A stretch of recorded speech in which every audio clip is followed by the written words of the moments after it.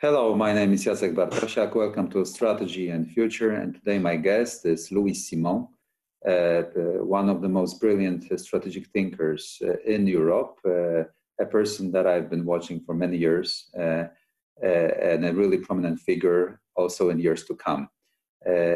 Because Luis is holding so many official titles, let me finish introducing himself on his own.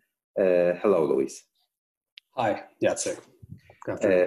Yes, Luis is also a professor in Brussels. I don't want to confuse you. If you just could introduce yourself a little bit to our audience so that they know you better.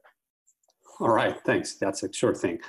Thank you for the first of all for the opportunity. It's a pleasure to be here. As you were saying, yes, I'm a professor of international security at the Free University of Brussels, the Dutch-speaking one, the VUB, the Institute for European Studies, and I'm also the director of the Brussels office of the Royal Elcano Institute, which is one of the leading think tanks in Spain. Okay, so having started our conversation in this way, and introducing Luis to our audience, let me summarize where we are in terms of the timing. We are recording this conversation on the 9th of June, 2020, and slowly the European countries are coming out of the lockdowns resulting from the pandemic and opening up the economies and society slowly. We don't know how it will end and when it will end, but this is what is happening now. Yeah, and I think you will agree with me that the strategic picture of the whole Eurasia, on both sides of it, the eastern side in Asia and the western side in Europe, is dramatically changing. The landscape is shifting in terms of security and the increasing great power competition in Eurasia.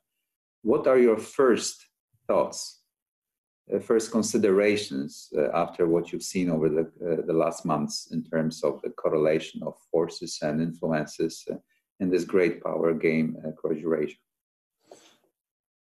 Yeah, thank you, Jacek.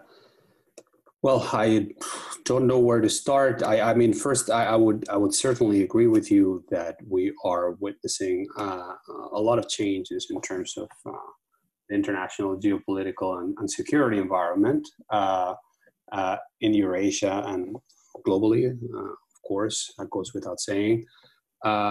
Perhaps let me try to connect your point or the theme with an argument an analysis that I make in a recent article published with the Texas National Security Review with my colleague Alexandra Lanowska from the University of Waterloo in Canada.